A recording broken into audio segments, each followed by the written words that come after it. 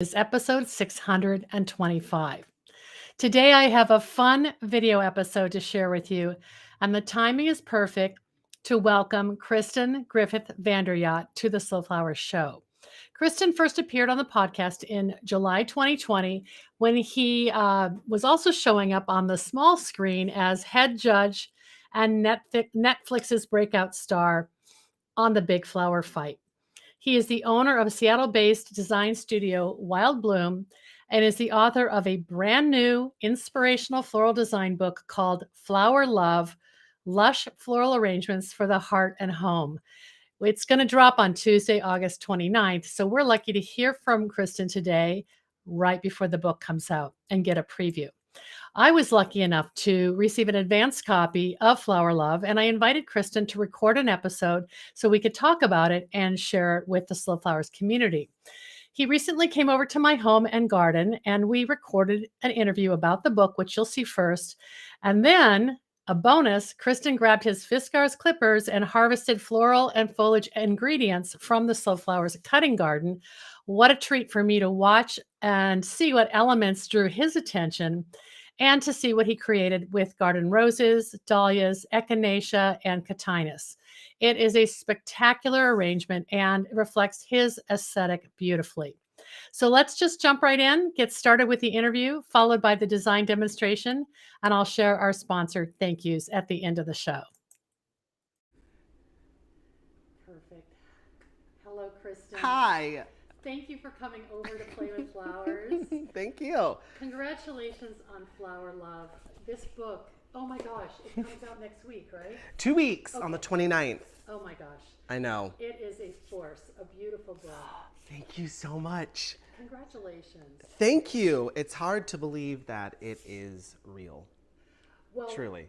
You know, you have been on the podcast before. We will share the link to your past episode, which we recorded right when Big Flower Fight was blown up and during COVID, and we all binged it completely. Yeah. Oh, good. Thank you. More than once. So that was about 3 years ago. So let's introduce the book to people and your story of how this book came together and what is your philosophy. This is Flower Love. It's here. It's my baby. Truly, I feel like I birthed this book from my brain, which is a wacky place to be, and now it's all here in this book.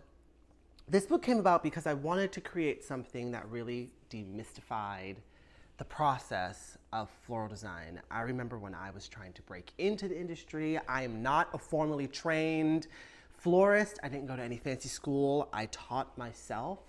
And along the way, I was lucky enough to surround myself with brilliant artists who are much better than I am. And so I learned from them and adapted and sort of took any information that worked for me and then created my own sort of style. And that's what is in this book. I do feel like that. I feel that there's a distinct aesthetic here that is like the through line to everything you design. Yeah. It's not copying someone else's. I mean, there's certain things, obviously, you're using same flowers other people use and the same bases. Yeah, I'm just going to put it right here. It's heavy. We might have you open it up a little bit. Sure. And show some favorites. But how do you describe your style? When we were out in the garden cutting, you said you tend to go toward singular color palettes. Yes, absolutely. Monochromatic color palettes are just easier for my brain to digest. I have a very short attention span, and so I need to be wowed very quickly. I need things to be very digestible. I need things to make their point immediately. Otherwise, I'm gonna miss. I'm gonna miss it and move on. Yeah, it's very graphic. Like you see every element. Yes. And maybe that's just what you're trying to say is that. Like for example, the design on the cover, it isn't monochromatic per se. It's two colors. But you see every element, and it reads so beautifully. Exactly. Yes. It feels light. It feels airy, and that's really the driving force behind a lot of my color selection. Is how it makes me feel, how it should feel. I talk a lot in the book about crafting a color story, And the color story is the visual interpretation of your feelings, of your thoughts, of your experience. And so this particular arrangement on the cover, which is called Sky, has very strong sense memory for me and sort of my journey as a human, as an artist, as a person. And so I wanted it to have that representation. And though when you hear the word sky, you're like, okay, obviously blue clouds, very that, but it requires you to lean in. It requires you to lean in and ask the questions, what is that? Why is that? And that's what I wanted all of the arrangements in the book to evoke. How many arrangements are in the book? 45, Oh my goodness. I believe. It's like a I year's know. worth of arrangements. It was a year's worth of arrangements. I wanted everything in the Show book. us some of the insights. Yeah, I wanted everything in the book to be seasonal. So, and by seasonal, I mean all of them. All of the seasons. I wanted, this is one of my favorites. Oh, I love that. Oh, I love that one. yeah. It's so fun. And So this joyful. this is an intro. This is probably the most color combination in the entire book that you'll ever see. Because Yeah. I sort of just, That's extreme. yeah, oh, for me, Oh, it's extra. this is extra. This is extremely extra. But that was sort of how you introduced your color theory. Correct. Yeah. Correct. It's how I introduce the arrangements because each section of the arrangements goes through the rainbow. Okay. It goes red, orange, yellow, green, blue, indigo, violet. The Roy G. Biv. Roy G. Biv. Yeah. And so each one of the arrangements, you know, was just a different week in my life. Also, you kind of take that as a departure point because sometimes you're like red, you're into maroon or burgundy or Yes. wine. You're kind Yeah. of redefining It's that the process. spectrum. Okay. I never have been able to see color as one thing.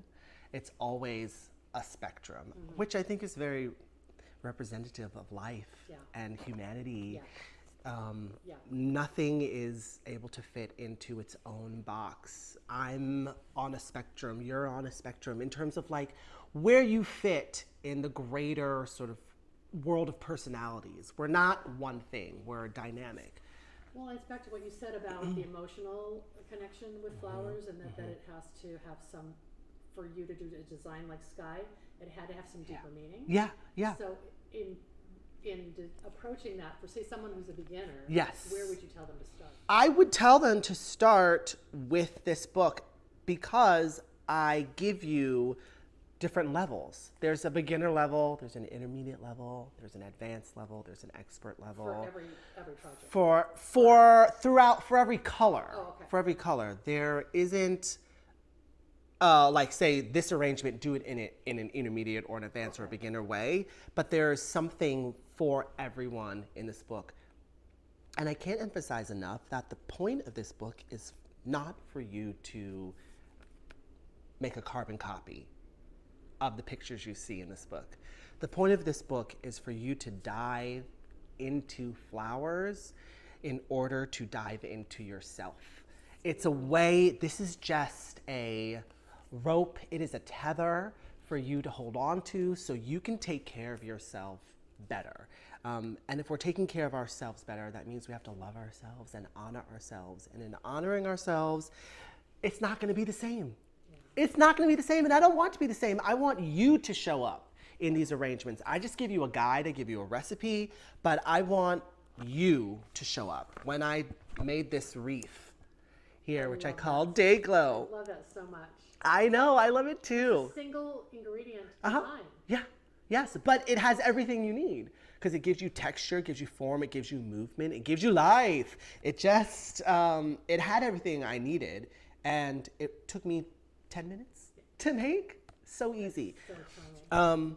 But that sort of thing is like, bring yourself to the space. If you want to add something to this, you're like, ooh, I need to put some dried lemon slices on this. Do it. Like, make it your own. That is okay. That's what I want people to do. So talk about the journey of how this book came to be. Oh, I know. You asked me that question already. I never got to it. I mean, I'm a book person, so I'm curious. Did the seeds of this start during the filming of Big Flower Fight, or did that Spawn it? That's a great question. I wanted to write a book. I'd always known that I wanted to have a book or write a book. The initial iteration of this was a coffee table book. I was just like, I know myself. I know how I am as an imbiber of information. I'm not an avid reader of informational text. So I was like, I just want a coffee table book. I want it to be just beautiful flowers. Right. And then I realized, oh, well, I have ideas and I have more to share and I have a voice. So then it sort of became an instructional manual. But then I wanted to combine the two. Yeah.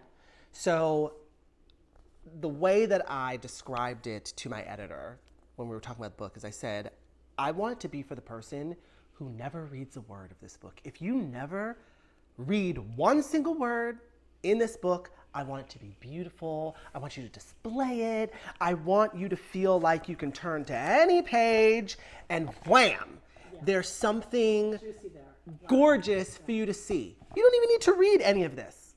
But if you decide you want to read this, I want it to be full of information, humor, and warmth. I want it to be unexpected. I didn't want to just read it and have it be, you do this, you do that, blah, blah, blah, blah, blah. I want it to be like surprisingly funny. It is funny. Your Thank voice you. Totally comes through. Your personality comes through. I'm so glad they didn't edit that out. Yes, I'm glad too. And you kind of bring the reader along, like in conversations, so you're telling tales on yourself. Yes. Saying, I'm not perfect and I make mistakes and I take shortcuts or whatever, and you're encouraging them to just not be so uptight about flowers. Right, right, which I feel like is a real feature of our industry, is that, at least in my experience, I can only speak from my experience, that there's a preciousness surrounding flowers. And I can understand why. They are precious. They are something to be revered. But within that, it can be very cold and off-putting.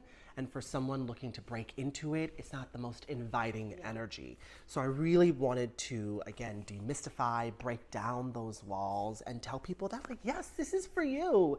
You don't need to be me in order to enjoy flowers. You can just do it on your terms, on your own terms. And so I really just wanted it to be, this is actually one of my favorites. Oh, periwinkle. That is a great example of what you just said about the color palette. Yeah.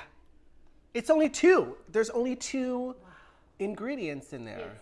It's sweet peas and I'm gonna completely ruin the pronunciation. I say cineglossum. I don't know if that's the correct words. Cineglossum, and the variety is firmament. Oh, so pretty. I know. Thank you. When I saw these flowers, I was like, I gotta do something with those. And that's really how a lot of the designs in this worked. I did not plan on saying, I'm going to be doing a white roses arrangement with white sweet peas, with white Tweedia. I did not do that to myself because I also know myself, and I know that sometimes you go into a creative space with one idea and you come out with a completely different idea. So the only planning that I did is I knew that I wanted to have sections for the arrangements. I knew I needed to have 8 red or like 7 orange, and I shot and filmed probably close to 100 arrangements, and they did not make the cut for one reason or another, just being like, the book couldn't be this big. I mean, you'll use that photography for some other reason. Right. I'm sure. Yeah. Because yes, you wrote it, but you also art directed and you were the creative director on all and I photographed it too. Oh my goodness. It was a one-person job. Oh my goodness. Yeah, I photographed it, styled it, art directed it, creative directed it, Was that by wrote choice? it. Yes. Okay. It was also, I wrote this during the pandemic. Okay. So you were kind of not able to have a crew, or you had to be by yourself. I had to be myself, and my youngest son was born in 2021 in the middle of me writing this. So you were at home. I was writing this at home with him in the corner. During nap time. Not during nap time, at all times with him running around or like crawling, getting into things. I wrote this at 2 a.m. I wrote this at 5 a.m. Anytime I could to sit down and get it out. What I really appreciated about it is the amount of love you shared with the flower farmers and the whole section in the back. You did an interview and a kind of a story about the Seattle Wholesale Growers Yes. Market. Is that where primarily you That's shopped? where all of the product, Wow. all of the product came from there. The Seattle Wholesale Growers Market is actually one of the reasons why I felt that like I could move from New York City. I started as a florist in New York City, and we all know that their flower market is like world renowned. It's absolutely incredible. You can get everything you need and some. And when I came to visit Seattle, I went and was like, well, can I live here? Like, what are the flowers doing here? I don't know. Like, make the decision for the right reason. yeah, like let's go do some research. And this was when they were in their first location, their early location. It was, yes, it was like behind another building, and you had to be there at like 5 a.m. and they would ring a bell, and it was really an experience. And I went, and I was here for one of my best friend's weddings, and she said, "Can you do the flowers, please?" And I was like, well, this is a good opportunity for me to check it out. And I went, and I was like, oh, ooh, ah. It was truly a magical experience. And for that reason, I felt like, okay, I can move to Seattle. I feel comfortable in that space. And they're really like my family. Like, I love the staff. They're so helpful. They're so wonderful. It was so heartwarming for me to read that. And thanked people by name who really probably saw you week in and week out during the pandemic. Multiple times a week, sometimes, and really took care of me and continue to take care of me. But it's not just me; they take care of everybody. Yeah, they do. It's a unique, special experience, and so I wanted to honor that. I also, in my own personal journey of trying to be more respectful of the flowers and where they come from, love the idea that they are grown locally. In the United States, we are helping our economy, we are helping our environment, we are trying to honor the product and the earth as best we can. And so I wanted to feature that as well. You mentioned that in the book. Yeah, and that doesn't mean that, if I'm not in, Wichita somewhere, I'm not gonna go to a big, wholesale house. You gotta do what you gotta do. Right. But if I can, growers market in Wichita, amazing, right? If there is, amazing. But if I can, I wanted to really uplift and support them as much as I can. I really just wanted to tell you how much that meant to me, and I don't even know if they've seen the book yet or not. I don't know if they have either. But soon, I'll take them. Hopefully, they'll sell it at the shop. They should. Too. They should. Anything else you want to say about the book? Because otherwise we're going to jump over and do a design demo. Oh, sure. I would say that this book is probably more than what it looks like. It's thick. It's a lot of pages. It's a lot of pages. It's more than what it looks like. It has something for everyone. And it really is a gateway to yourself is what I want it to be. It was a gateway for me to learn about myself as well. I didn't walk into this process being like I know all the answers, and I still don't.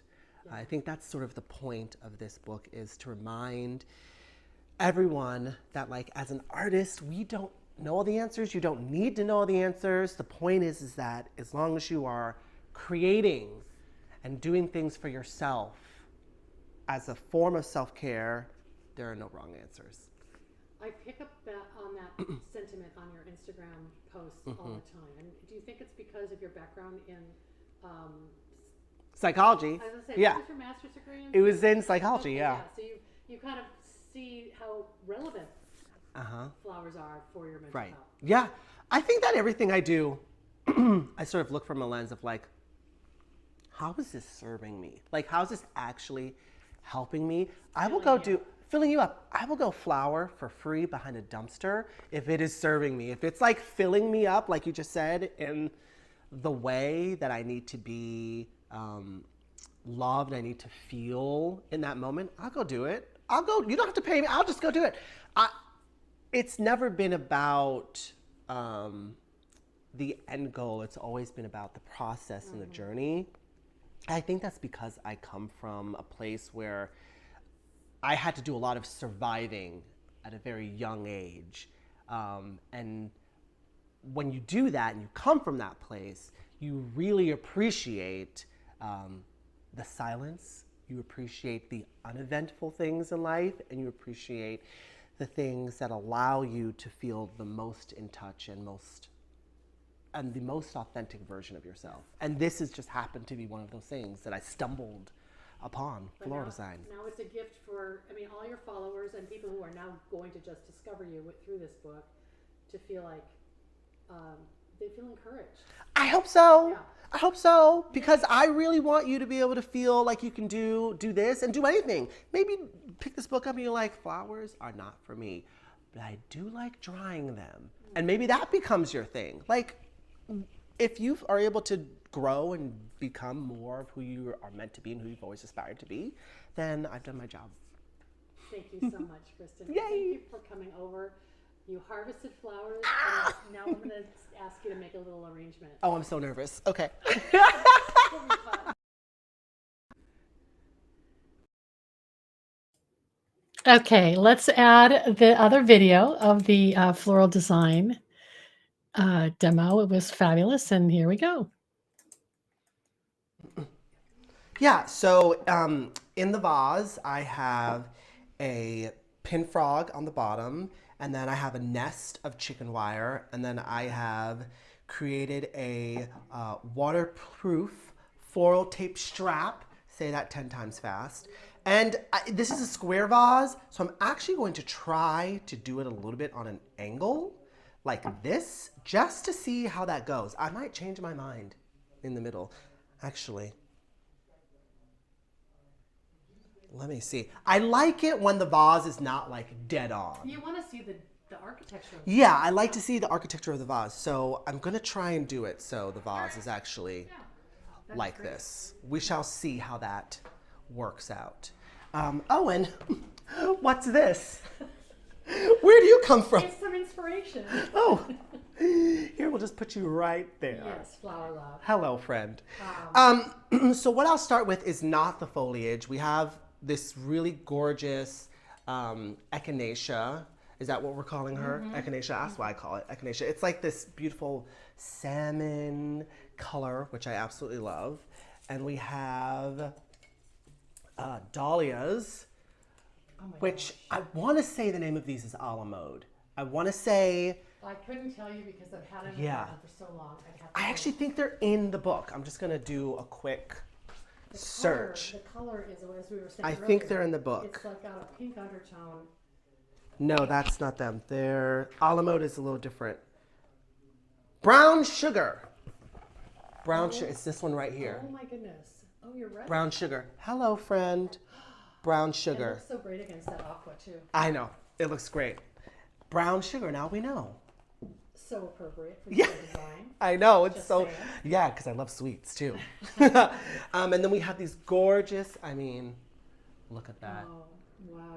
You cleaned them up so beautifully. You took some of the Yeah. external petals off. Yeah, I did not. I didn't touch the flowers at all. I only took the leaves off and the thorns. Gorgeous. And we also have this stunning cotinus, aka smoke bush, which is so pretty. I think this might be looks like a version in the book. What do you call it? I call it looks like young lady to me. I just call it golden cotinus. Golden cotinus. I think that this is the exact version that I have also in the book called Young Lady. It could also be Golden Spirit, but Golden Spirit's leaves turn very yellow. I'm glad you're talking about the book because you have this glossary of so amazing. Yes. Like every individual flower used in the book. And then the reader can dig deep and get more information. It's a very similar color, this one right here. Right. It might be golden It's Young Lady in the book. This one, Young Lady is a little bit more pink to it, salmony, but Golden Spirit also gives you this energy as well.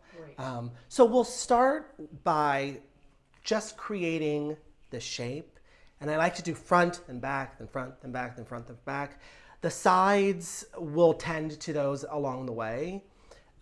So we shall just see how it goes. I've got no plan, by the way. No, I'm going to let the flowers take me. You just showed up and I made you cut. I'm going to let the flowers sort of like take me where they're going to take me. We'll see. All right. It's kind of how you talked about designing the book, that you let the flowers determine what you ultimately designed. Right. And I always start with the shape. So I'm going to start very low, and we're just going to basically create the shape, a rough shape for the arrangement. And I've just put one right there, and I always sort of like do the front and the back as we're going, which is interesting in the book because I don't remind you to always do the back. I say in the beginning, I'm like, just remember, do the back. Unless it's going to go up against the wall, then don't waste the product. Right. I think people who are designing just for photography get caught in that trap of just designing one side, but then it doesn't have a lot of fullness. And it doesn't have the fullness, it lacks the three-dimensionalness that you sort of really want when you're doing an arrangement. And so to create the shape, a lot of my work is asymmetrical. So as we're sort of plotting it out, you'll notice that it's higher on one side than it is on the other side. And I love using the pin frog, it's your friend, to really help. That's helping hold that up. Helps to hold it up, helps to hold it in shape, helps you to get that architectural aesthetic that you want. And as you get taller, you don't have to necessarily do the back and the front because it's going to read from both sides, but you just want to make sure that, like, this guy is so much fun. I love sort of the curve of it. I may put him to the side. And flowers, by the way, have no gender. I call them him, her, all the things. I do that with flowers too. Sometimes if they feel masculine to me, I say him. Right. If they feel feminine, or they could just be they. Right. I like that you let the little side buds on these. Yeah. I think that anytime we're able to be expressive and have something feeling alive, it's helpful. It's a gesture. Yeah. You want to have as many gestures as you can when designing. I either rent a studio. I used to have a studio of my own, and once the kiddos came along, it was just really hard to travel back and forth. Yeah. You just are, your time is extremely valuable. I'm actually going to move this. And that's the other thing about design is you have to be willing to edit. Yeah. And willing to say, that doesn't work. I'm going to change where this is going. Also, those stems, because it's the second flush, very thin. Oh, that's okay. Really, well,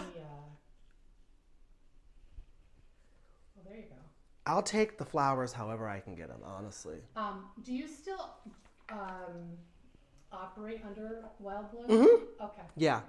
And is Wild Bloom primarily weddings and events? Or Wild Bloom is anything professional. Okay.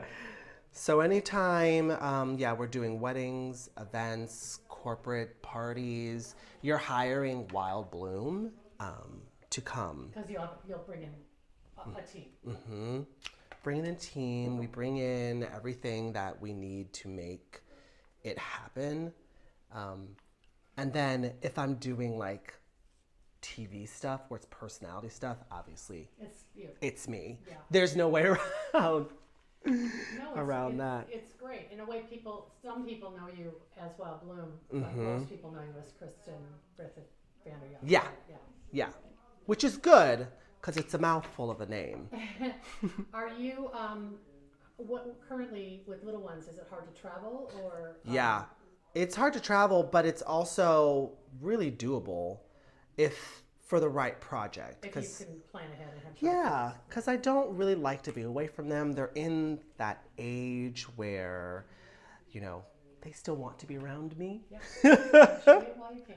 I'm trying You got 10 more years. to do that, to enjoy it while I can. So as you can see, we've sort of like roughly shaped it out, right? High-low. High-low goes from here. I imagine if there's a light source, it's coming from this side. So we've got one real hero flower that's sort of beating the rest of the pack. We have a few more stems. I'm going to reserve one of them just in case I want to add it later. I do like to do sort of like the outer perimeter, and then as you can see, I'll push one a little further back just so we have secured our shape properly. If you need more, I bet I'm gonna clip a few more. The color is just. It's so special. That's the thing. You really want the color to be the star.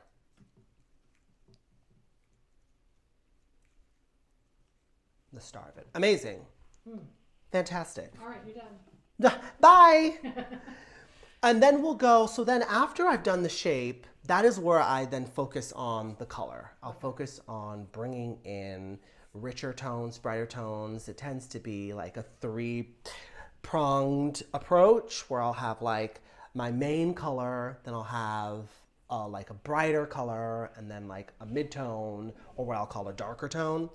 Those can vary because if you have more than 3 flowers, you're gonna have more than 3 colors. Yeah. But just try to balance it with like something brighter, something darker, something rich, something that reads.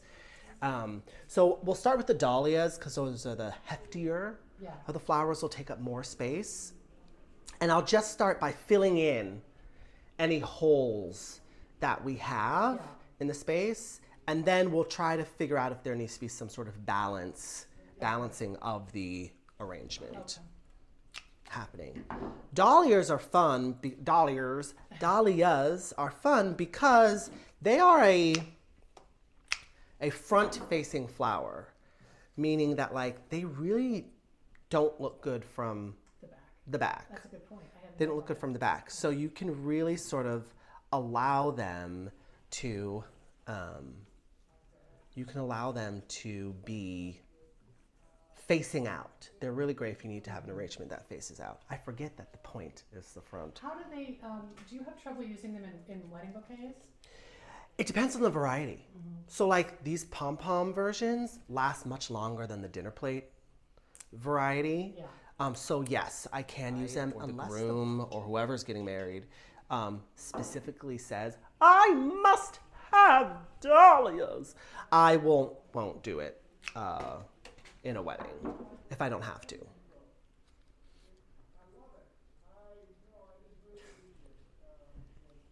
I love it.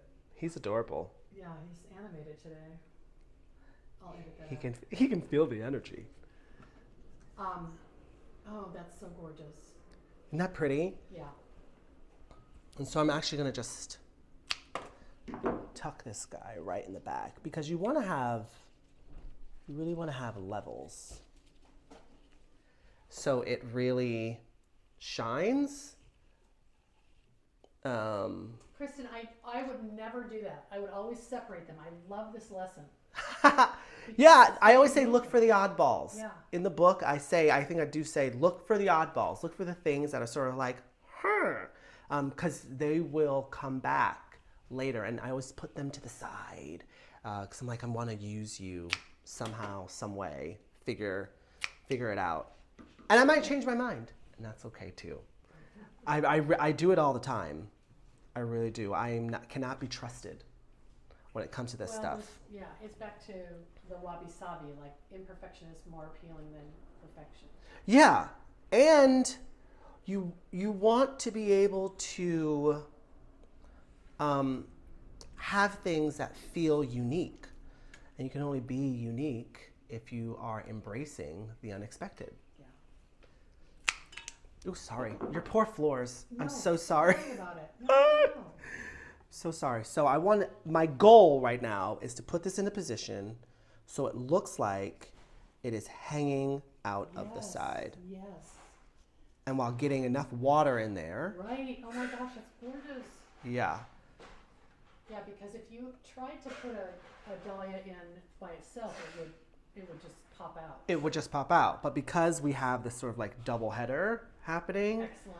and it's floppy already, it really, really works. So again, I have one more left. I'm just gonna leave it off to the side. Normally I'd be like, gotta be in here, but you never know, and I wanna give ourselves the opportunity to add later. We've got these beautiful echinacea, which I'm trying to think, are these in the book? There was a few arrangements that got cut that had this color palette in it that I don't know if it is in the book, because I'm curious now for the name. I think you have Rebecca. Rebecca in there, or there's... Which is kind of same daisy-like shape. Yes, that sort of like single... I have the Sahara Rebecca, but I don't think I have... I think it hit the chopping block. It was in... I don't even know if the photo's in here. I think it is. There's like this gorgeous arrangement that I made that has... It's out of a basket. Yes. This one right here. I love that. I love this one too. I actually had a recipe for this, but it was so hard. It was one of the hardest arrangements to make. So many ingredients? No, it was because it was purely dependent on the vessel. Oh. And I wanted... The basket. You had to have that specific basket. To get it going up the side, you had to like put it in just the right way. You basically were like weaving the flowers through the basket. And I thought to myself, don't do this to people. Yeah. Don't do this to people. But like you included it in the book. I included the picture, yes, Yeah. because I wanted you to be able to see something pretty if you never read a word, which is also okay. So we've got the shape down, we've added the color, right? And so we're gonna add a little bit more of the color. And then after that, we're going to use the cotinus to bring out some depth to create like dimension. And again, I'm just gonna start by filling in any holes that we have going on. Thank you. I'm having a lot of fun. And the roundness of the dahlia and the rose is also kind of going to be complemented by the daisy-like Yes. petals in the center, because it is a different shape. It is a different shape, but again, we're just really focusing on the color, right? So when you focus on the color, you're really thinking about like, how am I just blending all of this so it reads and makes sense? Because that's what we want more than anything. Is I want you to really be keyed into the color. Have your eye move harmoniously through. Correct. Or seamlessly through that design. Correct. And this, I think we have 3 stems total of this beautiful flower, and I'm just gonna cut it up while trying to find the oddball tallest stem. So I'm gonna be creating my own oddball. So I'm even looking at this right now, and I see that this is the tallest stem, but it sort of goes off to a weird angle, and this one goes off to a weird angle as well. But I think I prefer the shape of this because it's sort of going in while this one's sort of going out. I'm probably going to use this one more. And that'll be one of your taller. And this will be my tallest stem. So what I'll do is I'll cut this right here. So I have this one here. I'll put it to the side. I'll cut this one right here. And so now I have this little weirdo, which I love. He has a lot to say. He's got a lot to say, a lot of attitude, which I love. And I'm going to remove all the leaves from it, put him back in some water, let him have a rest. I'll lie down. And oh, I just love that color. It's starting to fade too. Look at the peach on the tips. Yeah, it's so pretty. It's so pretty. It's like the sunset. It's gorgeous. I love that. Okay. And we're just helping to create the depth. The color I'm jumping the gun. And a lot of your Instagram tutorials are teaching a lot of concepts in a short period of time. Oh, you have to. No one wants to watch the whole thing. You're doing like 6 steps and 15 seconds sometimes. Yeah, like it has to go by fast, and that's one of the things I actually despise about social media is that you're pretty much forced to truncate and edit your process into 15 seconds or less. But as an educator, you're breaking down all the steps and making it very easy for people to understand. Yes, which is also what you need to do. What you need to do, and that's the best part. That's the fun part for me. So do you have a personal schedule? Like, are you doing one a week, or I mean, I just see them and I'm like, oh, he's got another video. That's how it goes. I always start that way with the highest ambition of having a schedule and wanting to be every week, every Thursday. The reality is Life's not like that. Life's not like that. Flowers aren't like that. There are times where I am so excited about an arrangement and I go to look at it again. It's all edited. It's beautifully written. And I look at it again and I've completely changed my mind. And I'm like, I'm not putting this out there. And then 6 months later, I'll come back and I was like, what was I thinking? This is actually really nice.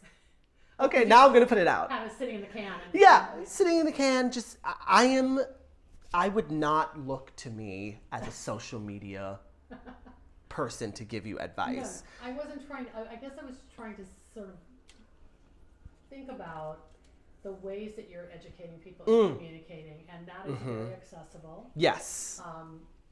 But I know how much work it is. And it's a lot of work. You don't just pop up the phone No. and turn it on and start filming yourself. No. There's a lot of planning that goes into it in terms of just the scheduling of finding the time. And now that the book is coming out, you're probably going to be doing things around the content in the book more than, I would imagine, creating new tutorials, right? Or do you want to drive everything back to the book? Well, I think what's great about this book is it's extremely authentic to what I already do. Yeah. So even if there wasn't a book, you'd still be getting the same style. You'd still be getting the same sort of like approach to color. You'd still be getting actually all of the same stuff. And that's just part of my personality. I'm a person who likes to figure out what works and do a lot of it. I love to do that. If I don't have to, more is more. And for me, it's just about if I'm able, because I am so picky and because I am so particular about what I like and how I like it, it takes a lot for me to say, oh, I like this, and I'm going to do a lot of it. So if I ever get to that place, I know I feel really strongly about it. I feel very strongly about it. That's gorgeous. Thank you. I think we're making progress. We're making a lot of progress. Well, you're keeping your shape for sure. Yeah. We're keeping our shape. We're allowing the color to really come through and to have its due. Sometimes when you have this shape here, it can move. So you do a lot of tending to that. Is that bothering you that the dahlias are nodding away from each other? Or no, okay. Not at all. Not at all. Because that's just life, and that's nature too. That's how it would be. And you talk a lot about triangular lines in the book, and that rose with the two dahlias kind of creates your upper triangle. Yes, and also the triangle that I would probably point out is this to this to this one right here. We have one right in the center, and then you can find them in other places, but this sort of like moment right here is a strong one. I see that.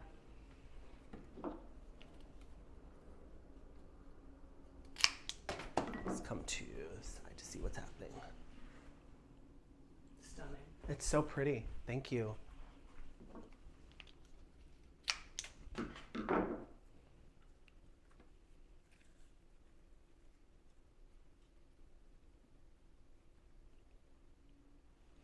It's all about just like filling in spaces and it's almost like you have to really be aware of the negative space. Where you want to keep it and where you want to fill it in. And you have to be okay with it. You have to, I found that when I was sort of training myself, I really struggled with negative space. I was like, you gotta fill it in. I think that's my problem too. All the flowers to touch, but you're saying, no, they don't have to touch. They don't have to touch. They just need to be in water. They just need to be in water. Yeah. Yeah. Oh, that's gorgeous. I think we're gonna pop this rose in too. So when you're having a tighter floral palette, color-wise, does it also limit your varieties? Like, does that? It does. Because I feel like many of yours only have 2 or 3 varieties. 2, 3. If I'm feeling really exciting, 5. Okay. Right. Okay. I think the one that has the most is like 9 or 10, and those are pumpkins. It's not even flowers. Right. It's like it's an arrangement of pumpkins. Yes. Yes.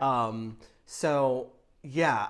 And again, for my brain and time and what I want to invest in this space is I'm not really trying to confuse and befuddle by the razzle dazzle of 50,000 varieties. I really want to be able to like look at it and be like, ooh, I see that, I see that, I see that, I see that, I see that, I see that. It's more calming. It is. Yeah. It really is. It's very calming. It's very that. Thank you. Oh my God, Kristen, that's gorgeous. Thank you. I like it. And I'll tell you, there are times where I make stuff where I'm like, oh, that did not turn out how I wanted it to. Yeah. That's why you shoot digital. Not on film. Not on film at all. Like, this is actually feeling very one-sided, but right there. I'm okay with that because we have... Because you have the echinacea on the one side more and the dahlias on the other side? It is feeling that, but also I think for this, the way the flowers are sort of falling, it's starting to feel... Which is okay, because for the purposes of this moment. Oh, people are going to love the inspiration here. Yeah. Which is the whole point, is we want you to have something to leave with. If I can get this to stay. There we go. Squish, squish, squish. And then as they, they always move around too. They relax a little bit. Oh yeah, they relax a little bit. I found that when I was writing the book, because of just the way my schedule worked, and my youngest son was just like eating every 3 hours and waking up and not sleeping through the night, it'd be like 2 a.m. and I'd be making an arrangement to shoot the next day, to shoot the next morning or whenever the sun was looking good. And I'd come back to it and I'd be like, oh no, it all like moved or shifted. So then you have to give yourself time to just, and that's how it is even in the wedding industry too. It's like you make 40 arrangements, table arrangements, and if you're not using foam, which I try not to use foam, if you're not using that, you come back and the wind is blown. Especially having transported them, right? I've got some horror stories about transportation, for sure, for sure. All right, so I've left a lot of space. I'm gonna see if we can get some of this pretty cotinus in here.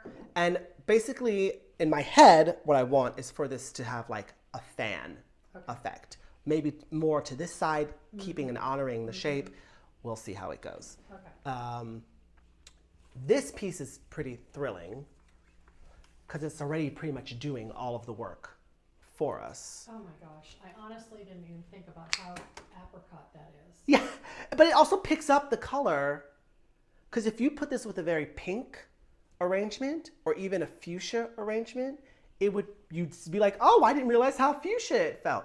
This neutral sort of like peachy, dusty color is so transferable. I've done this with, when the dinner plate cafe au laits get very pink and very like deep pink, I've done this same exact cotinus with it, and it looked very deep, it just sort of picks up what you're looking for. It's like a shapeshifter. Yeah, the chameleon.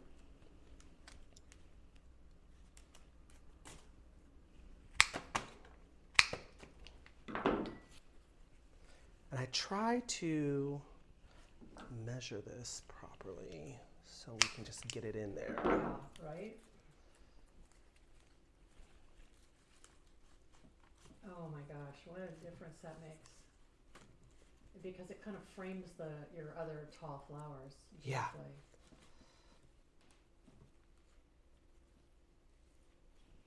Let's see. Kristen, I like it.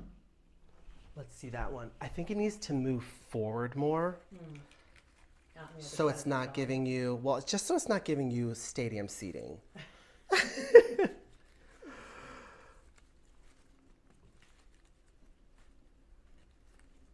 And what will end up happening, because it's going this way, I'm going to cut this one off here. So it goes this way. Oh, I see. And reposition it. Yeah. Oh, God, that's gorgeous. Yeah, there we go. Yes. So now we're able to feel the shape a little more. Oh, that's pretty, right? And so to balance this, because this is so far out, it really feels like it's like, oh, I'm going to want to have something coming down this way. So we're going to look over here. I think I see my friend, my buddy, is going to help me out in this situation. So it doesn't have to be a big piece.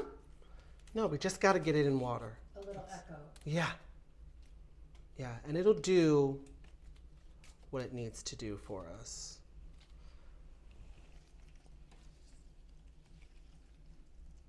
Because our goal is to, okay, it's in water.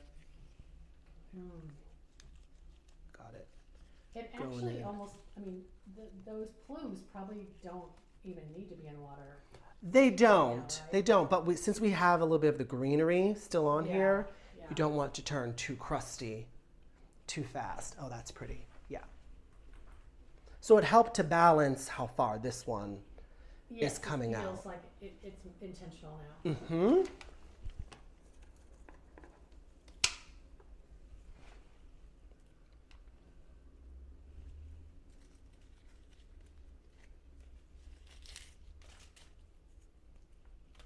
And I'm just leaving, if I'm going to leave some greenery on, I'm just sort of leaving the top system on. Ooh, I'm so sorry. You're going to be finding No, I don't care. cotinus leaves It's worth it. everywhere. My battery's getting low, and so Oh, okay. I'm glad we're kind of almost done here, only because I don't want to miss any of it. We are almost done, I promise. Do I want it over there? Do I want it right here? I just don't want to lose any of that shape, but I do need to put it somewhere. Okay. And sometimes I'll decide, I had one idea, I'm not going to put it there.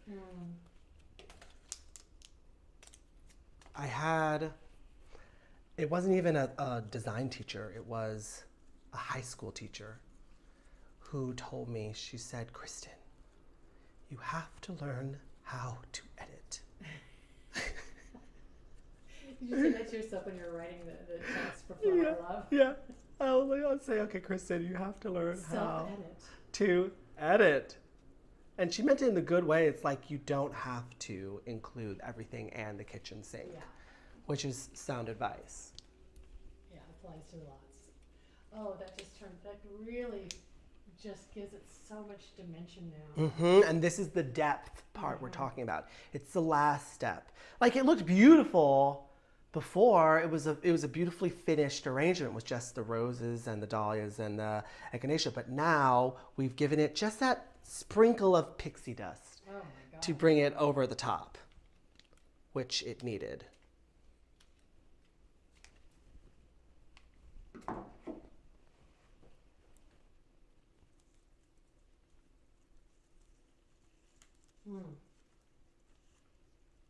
Now we'll see how this... Yeah, and that's like a little echo to the one that you just put in. Yep. We'll see how that looks in. Oh, it's so pretty. It is terrific. Oh, I think it looks really nice. I really like it. And you used your last... No, you have one dahlia left. I have one little baby You don't have to use it. left. Let's see if we need it. I don't think we do. Like, if I wanted to have it come out this way, that could be a nice moment. Yeah, do we think we want to put it like coming this It's way? your call, sir. Aha! I mean, Let's see. there is a little opening there. It could fill, but would that hide the echinacea that you've got in there? If we put it low enough, but that's not in water.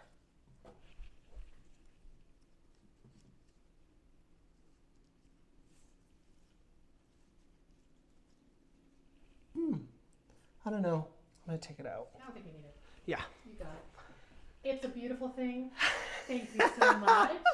Thank you. Yay. Oh, I love it. Thank you so Okay. much. All right. Well, lots more to share. We'll have all of it on the podcast next week. So Amazing. thank you, Kristen. Thank you for having me. Wow, that was gorgeous. Thank you so much for joining us today. You can watch the replay video for episode 625 in our show notes next week at slowflowerspodcast.com and view interior photos from the pages of Flower Love. And be sure to follow Kristen's Instagram feed at KristenGVY, that's KristenGVY, for details on his Seattle book launch event, which takes place August 31st, and to find links for ordering your copy of Flower Love and find out about Kristen's other appearances. Next week, we'll resume our 10-year anniversary celebration of the award-winning Slow Flowers podcast, featuring another past guest who originally appeared in year 5. I can't wait to share that episode with you. I want to take a moment to thank our supporters who bring this show to you. This show is brought to you by slowflowers.com, the free online directory to more than 850 florist shops and studios who design with local, seasonal, and sustainable flowers, and to the farms that grow those blooms. It's the conscious choice for buying and sending flowers. And thank you to our lead sponsor, Farm Girl Flowers. Farm Girl Flowers delivers iconic burlap wrap bouquets and lush, abundant arrangements to customers across the U.S., supporting U.S. flower farms by purchasing more than $10 million of U.S.-grown fresh and seasonal flowers and foliage annually. Discover more at farmgirlflowers.com. And thank you to Longfield Gardens, which provides home gardeners with high-quality flower bulbs and perennials. Their online store offers plants for every region and every season, from tulips and daffodils to dahlias, caladiums, and amaryllis. Check out the full catalog at longfield-gardens.com. And by the way, the dahlias that Kristen used and cut from my garden come from Longfield Gardens, and they're some of my favorites. Thank you to Rooted Farmers. Rooted Farmers works exclusively with local growers to put the highest quality specialty cut flowers in floral customers' hands. When you partner with Rooted Farmers, you are investing in your community, and you can expect a commitment to excellence in return. Learn more at rootedfarmers.com. And thank you to Johnny's Selected Seeds, an employee-owned company that provides our industry with the best flower, herb, and vegetable seeds supplied to farms large and small, and even to backyard cutting gardens like mine. Find the full catalog of flower, seeds, and bulbs at johnnysseeds.com. Well, I love all this floral goodness, and I'm so happy you joined me today. The Slow Flowers Show is a member-supported endeavor, and I value our loyal members and supporters. If you're new to our weekly show or our long-running podcast, check out all of our resources at slowflowersociety.com. I'm Deborah Prinzing, host and producer of The Slow Flowers Show and The Slow Flowers Podcast. Next week, you're invited to join me in putting more slow flowers on the table, one stem, one vase at a time. The content and opinions expressed here are either mine alone or those of my guests alone, independent of any podcast sponsor or other person, company, or organization. Thanks so much for joining us today, and I'll see you next week.